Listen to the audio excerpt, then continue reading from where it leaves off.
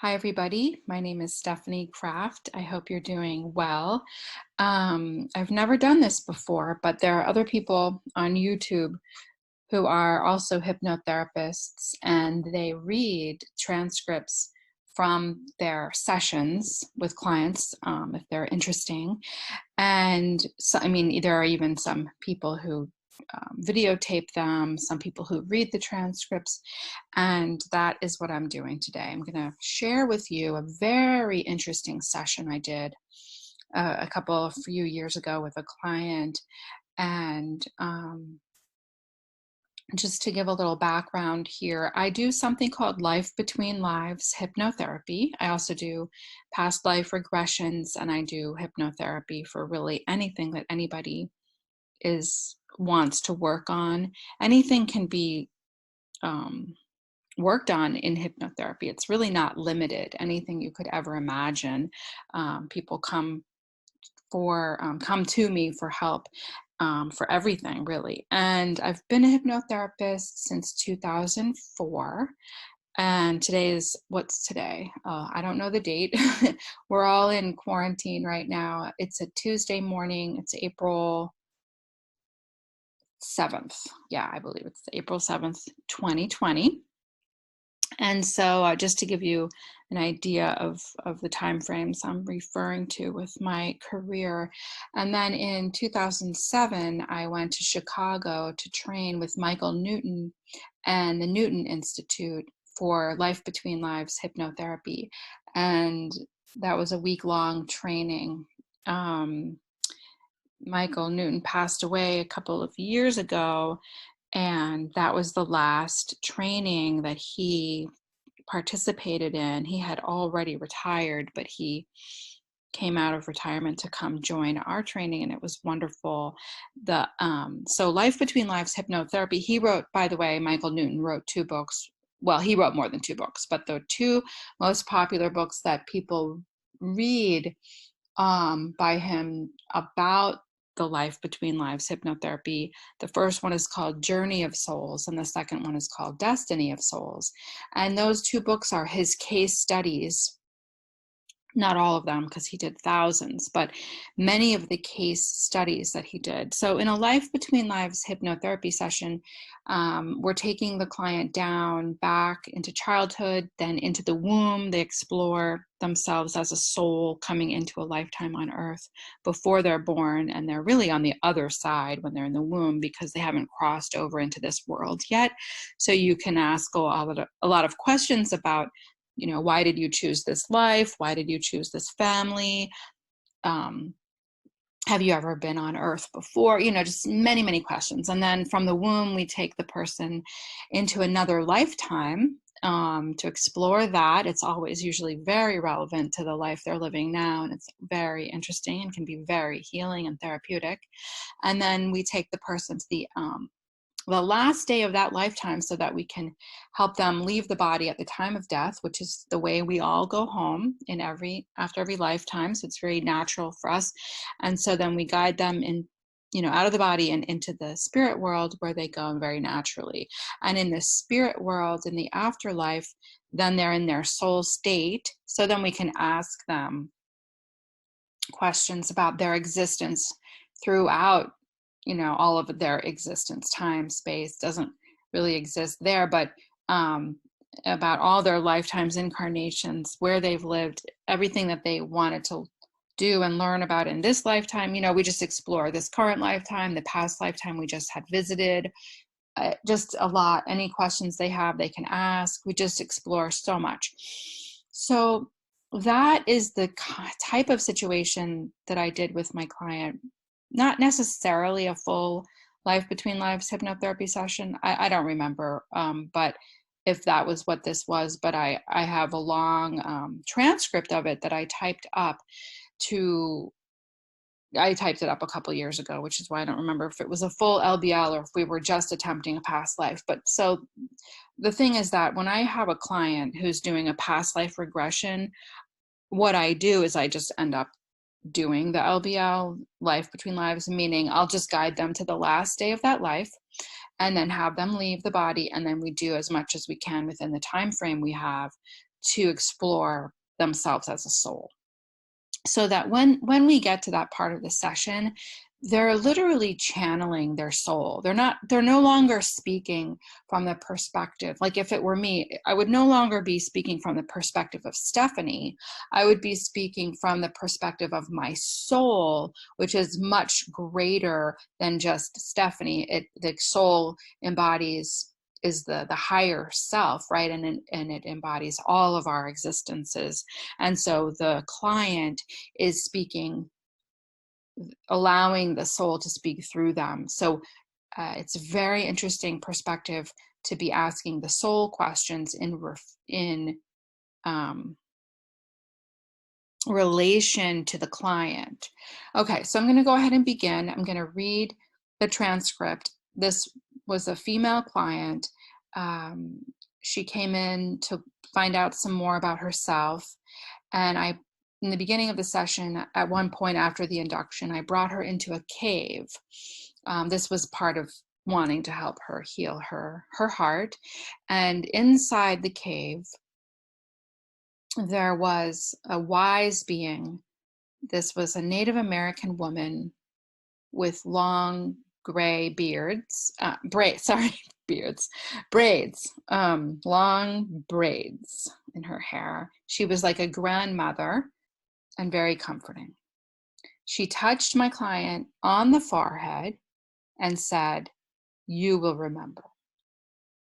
So then I guide my client into a past life. I don't like to use the term past life because really they're happening concurrently, but that's the lingo people are used to, but I'll just say into another lifetime. Okay, so she steps out of the cave. There's bright light. She walks toward it. I'm out of the cave in some woods. I'm a Native American young girl, 16 or 17 years old. It's a very sunny, bright day.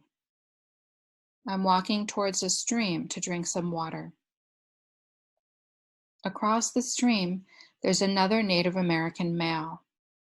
He's surprised to see me there and asks me what I'm doing. I tell him I'm just out for a walk. He tells me they are looking for you. I rush back to the village. I feel like the young man is my brother. He's older. The tribe is there in a circle, and there's a fire in the middle. It seems like they're waiting for me to start a ceremony. My brother is there. We are holding hands and chanting. We all go into a trance. We are asking for guidance. The chief says we are asking for guidance about what to do about the white men who have come to our land. We are afraid. We think they are evil. They don't know our ways. I recognize, so she's saying that she recognizes her two children from this lifetime. I'll just call them T and T. I recognize T and T. They are in the circle. They are like my friends. I think we are the same age. They love me. We are great friends. The chief says we have to go out to a party. The chief says we have to send out a party to the white men's village with gifts. We are not wanting any problems, so we want to show them that by bringing gifts. He sends some women first and men to follow, so the white men don't feel threatened. So again, her two children from this lifetime, T and T, go with her and another woman. So her two children from this lifetime, who are her friends, go, and another woman, and my mother, and me. 5 of us, walking through the woods to the other side where the settlers are. They have this boy watching at the top. He has a rifle. We show that we are bringing food. We show our baskets. The older lady speaks their language and says, "We come in peace." Their gate opens. We are walking in. Their leaders are waiting. There are a lot of children and babies crying. They look hungry and dirty. Their leaders show us into a cabin and tells us they are hungry and many are dying. Grandmother tells him we have healers and we can help. We don't want problems. There is a little boy who is coughing. He's burning up and crying. He's sick. He's being soothed by me. He's 1.5 years old. His mom died, and he's been sick ever since then. Grandmother asks if we can take the boy to the village to heal him. The father is nervous about it. She answers him. Grandmother tells him she will leave me there for reassurance that she will return the baby. I don't want to stay, but I know the boy will die, so I stay. Grandmother puts a necklace on me with a turquoise pendant and says that it will protect me and that I know what to do if anything happens. Yes, I know what to do. Everyone stares at me like I am not from this world. I feel shame and uncomfortable. The man shows me to a room with a cot. The man is sick. If he dies, the whole settlement will go into chaos. I try to tell him I can teach them how to plant food and grow it for the winter. He said they are too weak to work. He prays on a Bible. He shows me the book. It's a strange book. I don't understand it. I'm walking around the camp. There's a woman crying. She grabs my arm. She's hungry. She says she wants to die. I'm hugging her. She says, "Can you help me die?" I tell her without words that I can't help her. She's crying. I've never seen so much despair. I feel helpless. I wish I could help her. There are babies crying. It's almost like they are afraid of me. Not the babies, but the adults. I have long black hair. It's in braids. I'm wearing a leather tunic with a turquoise belt around it and short boots made of skin and fur. It's been 3 days. I see my grandmother coming and my friends. The boy is smiling. He's better. People seem relieved. He thanks my grandmother. We reach our village and the chief, who is my grandfather, we tell them it's our duty to help them. We are superior. He said we will consult with the spirits about what the best way to help them is. He wants to go see for himself. We go back with more people, including men. Their guards are scared. Their leader tells them to stand down. People have died and are rotting there. They don't bury them. We help them with that, and we help them find water. I feel good helping them. It's our duty. Years later, they restored their health. We are peaceful with them. We help them grow their own crops to sustain themselves. Okay, so then I fast forward her to the last day of that lifetime and have her leave the body to go home. She says she feels peace. That life was to show me one of my peaceful lives. So after she crosses over to the other side, she ends up going into another lifetime. And I'm going to begin reading the transcript from that other lifetime she's visiting now. There's a big gray metal door. It's hard to open.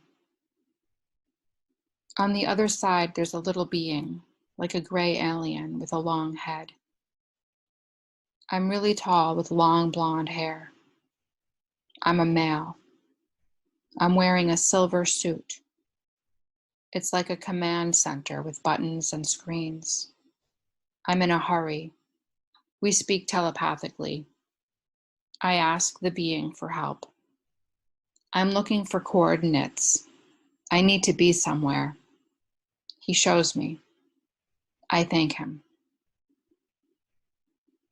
I get into my ship. It looks like a bird. It's silver with rainbow reflections. I am a captain of the ship. They are dressed like me. There are 20 of them. It's a mission. We are heading to Earth. We go through a wormhole and go there really quickly. It's a desert close to Egypt. We landed on the Saudi Arabian peninsula to the right of Egypt. So then I ask, what year or era of Earth is this? No time period. We have a base there. Why? What's the mission? We need to bring some liquid in vials. We brought a box full of these special liquids to our base there. It's a huge base. There are beings that look like us and other kinds of beings. There are many races from different parts of the galaxy. Where are you from? Venus.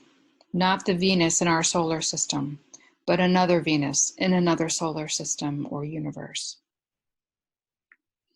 The liquid helps stabilize the atmosphere and cleans the waters. This is before humans come. It's a group effort and to help stabilize the planet, to help things grow. It's like a magic liquid and we pour it onto the ground so that life can grow. We live in a domed city. We live in it. We even have our own sun inside the dome. It's huge. They were running out of the liquid. We were late, but it's not a problem. They tell me we want to start the cloning for humans. We are going to use our DNA from our planet because our planet is similar to Earth. Me and my group go to a lab setting. We undress and lie down on beds with lights and crystals. They attach many circles on our bodies and heads. There are 20 beds, one for each of us. They extract our DNA to see how they do in this Earth environment. It's really fast. The humans grow in these containers with liquid. We don't need to wait 9 months for the embryos to grow. They are ready in 3 months. There's a lot of chaos on Earth. Storms, volcanoes outside. We know Earth needs to be stable before we or they can live there. Humans destroyed themselves in the last cycle. What year? It's hard to tell time. Time only exists on Earth. It does not exist outside of Earth. They destroyed the Earth. How? By killing each other and bombs. The Earth is alive. They completely forgot that they were gods. They forgot who they were. This is not the first time this has happened. It's happened many times. This works. Our DNA works here, and they, the humans, survive. We stay here a while to help them. Then we leave. I go back to our planet. I have a wife and children. They love me. Our eyes are very blue, a blue that you've never seen. White skin, very pale. Our ears are pointed like elves. We are 7, 8, 10, or 12 feet tall. I ask her if they refer to themselves or that they're called the tall whites, and she said yes, but she had never heard that term before, but I had. So my next question, are all the beings on your planet good? There are some negative beings there, but not the type of evil on Earth. Earth is like an experiment. We always hope it will go well, and it doesn't. We don't understand it. They keep reincarnating in the same useless bodies and never grow spiritually. Jesus was one of us, and he tried to teach people. He wasn't God. He was just another one of us to help. Humans don't listen. They give their power away to religion and their leaders. Humans forgot who they were. Humans have to figure it out. They feel fear. Sometimes they feel they are only their physical bodies. So then I ask some questions about the destruction of Earth and if everyone experiences this, because I understand that there are multiple timelines and experiences. So she says, Earth has many dimensions.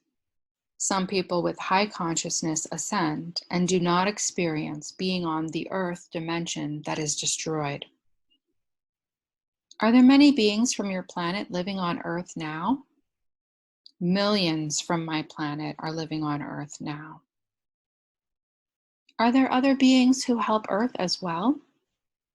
Yes, the little beings I saw open the door, and lizard-like beings who are tall with a tail. Are all beings good? Every species has higher and lower vibrations. There is no evil. Some are really small, tiny like a fairy. They help to manipulate the DNA. Sometimes fairies appear on Earth. They are real.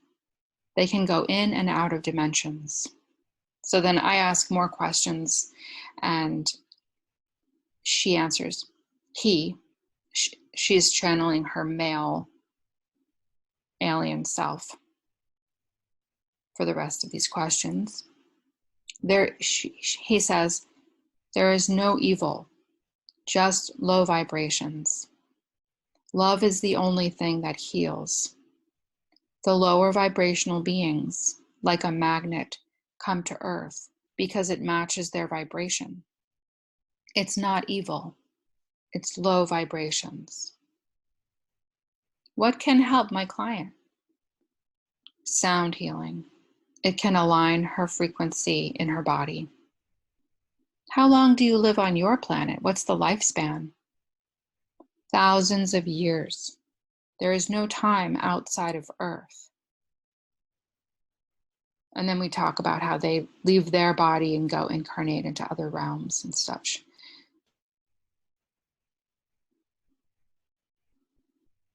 And then he goes on. The people in power on Earth emit frequencies into the air to make people feel anger and keep their vibrations low. They used it in World War II on the Germans, and it worked. Plants, trees, and crystals. The more positive energy you spread out, so that it's a little bit cut off here where I didn't type out every response. So then he goes on, sound healing will help people raise their vibrations and counter the negative effects of the low frequency that's being emitted. I'm going to read that again because I think it's important for everybody to really take this in. Sound healing will help people raise their vibrations and counter the negative effects of the low frequency that's being emitted. You can recharge crystals with sound healing. We use crystals on our planet too. So then he told me about how they heal themselves with crystals. And then he goes on to say, if people watch the news, they are getting negativity that brings them under control with mind control. They know that repetition works to put into their consciousness. Sound healing can help break the mind control. So that's the end, but I just want to recap some things. they emit frequencies through the air, into the air on Earth, that cause mind control and the feelings of fear and anger. They incite these feelings within people so that people are uncomfortable, unhappy, and for many reasons, right? So that we can use drugs and the pharmaceuticals and, just making us sick and angry and fighting with each other. So there's a whole purpose to that kind of control, but he was going on just he kept repeating, which I didn't read here, that there is no evil. It's just about vibration, and that sound healing can really help break up that mind control. So that's really good to know. So if you have access to crystal singing bowls or those Tibetan bowls, or I'm not sure if listening to it on an audio is the same as being in the presence of the actual bowls. I don't know the answer to that, but it's worth trying. So I want to just point out something here at the end that I found. She didn't pick up on this. My client didn't pick up on this, but in the after talk, in the debriefing after the session, I brought it to her attention. I said how interesting it was that her soul went into that lifetime as the Native American girl, and they were helping, right? Planting, helping them survive, literally teaching them how to plant food and survive here, teaching the white people in North America. And it's the same role that she played, seeding the earth with new life, spreading that liquid, plantings, donating the DNA, creating new life forms. It's really the same role, right? Seeding a new race and helping the white people from Europe survive in America. So I thought that was a nice, interesting correlation. So we do usually fulfill similar roles in many lifetimes. If we're a healer, we can heal in many ways in different lifetimes. If we're a warrior, we might find ourselves in many battles and wars and things like that. So anyway, that's the end of this session. I hope you enjoyed it. I asked her after the session, did she feel like that lifetime as that male alien, the tall white, if that was a future on Earth, and that if we currently destroy this Earth, and then that's a future where they come to seed the Earth again. She wasn't really clear, because she said it has happened so many times that it's hard to know if that was the past or if that's the future. But don't be in fear, because if you're in a high vibration and spiritually evolving, you may not need to live through the destruction of Earth. There are many timelines and things, but just know that the Earth has been seeded by many beings many times over, because we humans, it's a kind of low vibration here, and we keep destroying the planet. So that's kind of interesting. All right, everybody, take care. And if I have more interesting sessions, I'll share them. Let me know in the comments below if you enjoyed hearing the session. I actually have many, many, many years worth of cases. And if you'd like to hear more, I can go ahead and dig them up. I've recorded them and maybe transcribed them for you. And I'll get permission, just like I did from this client, to share. Okay, everybody, have a beautiful day, and I will talk to you soon. If you want to learn more about me, you can go to my website, stephaniecraft.com. Bye now.